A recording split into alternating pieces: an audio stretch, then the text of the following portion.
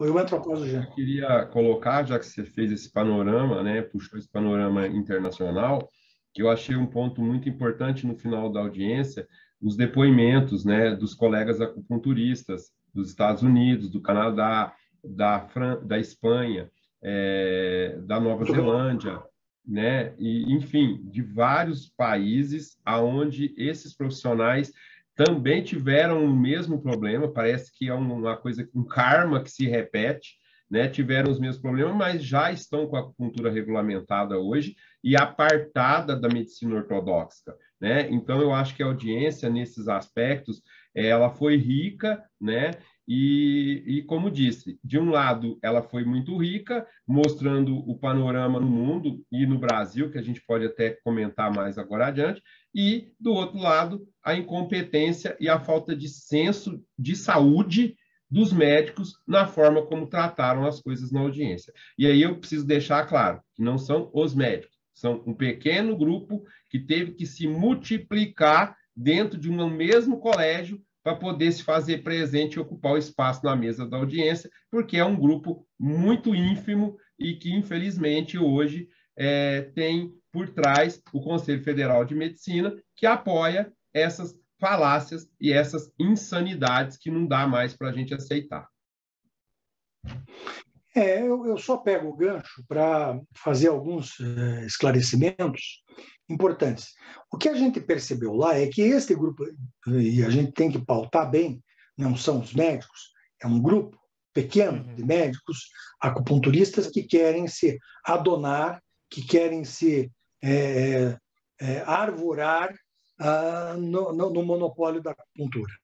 Bom, esses profissionais tentam a todo instante impingir ou submeter a saúde brasileira a uma condição hierárquica vertical, onde o médico está no topo da pirâmide e todos os demais profissionais da área da saúde estão abaixo dele, como se os outros profissionais da saúde não soubessem tanto da sua área quanto do médico sabe da sua.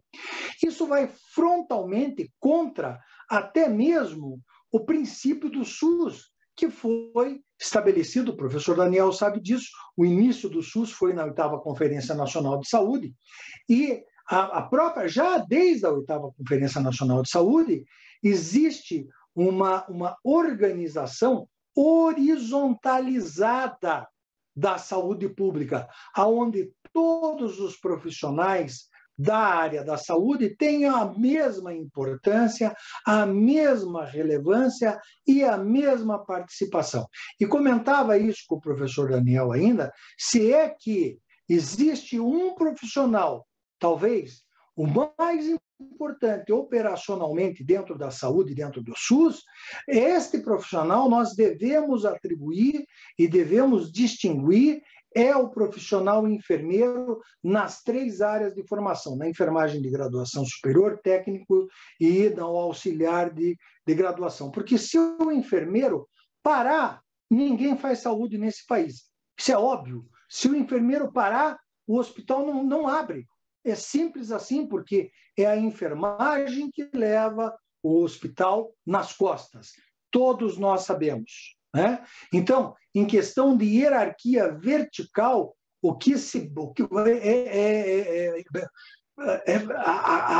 a dificuldade é o desrespeito às outras profissões da área da saúde, ainda se fazendo de rogado, dizendo que estão sendo ofendidos, porque dissemos claramente que a posição deles é uma falácia, é falaciosa. A nossa posição não é uma falácia. É óbvio que é uma falácia. É uma falácia calcada em alguns pontos importantíssimos legais que eu passo a destacar. Primeiro, não existe o monopólio do diagnóstico nosológico, que é o que eles apregou. O diagnóstico nosológico é prerrogativa e privativo do médico. Não é. Não é, porque na lei do ato médico, este dispositivo foi vetado. e foi vetado por uma razão muito simples e óbvia, porque aquelas populações mais afastadas, ribeirinhas do Brasil, dependem da parteira, dependem do enfermeiro, dependem daqueles profissionais que de longo alcance e que façam o diagnóstico, por exemplo, de uma doença de Chagas, que façam o diagnóstico, por exemplo, de uma tuberculose e assim por diante, e que possam dar encaminhamento a essas pessoas. Segundo ponto de falácia, a questão da inserção ou a questão da acupuntura ser um método invasivo. O primeiro argumento dizendo que a acupuntura é um ato cirúrgico é risível. É risível. Seria cômico se não fosse trágico. Atribuir a condição de cirurgia à acupuntura é alguma coisa ridícula. Porque se a acupuntura é um método cirúrgico, imagine quem faz piercing, imagine quem faz tatuagem. Isso significa dizer que agora, a partir de agora, é o médico que vai fazer tatuagem? É ele, porque ele é cirurgião, ele vai desenhar pavões, tigres e toda a simbologia. Ninguém mais, nenhum tatuador vai poder fazer isso? E o sujeito que bota o piercing? E esses indivíduos que fazem isso, eles deixam de ser responsabilizados? Claro que não. Porque se você tem uma falha em algum indivíduo que bota um piercing ou algum indivíduo que faz tatuagem, ele vai ser processado na forma da lei, tanto penalmente quanto civilmente. E a vigilância sanitária está em cima dele também. Esta é a outra falácia, dizendo que não existe fiscalização.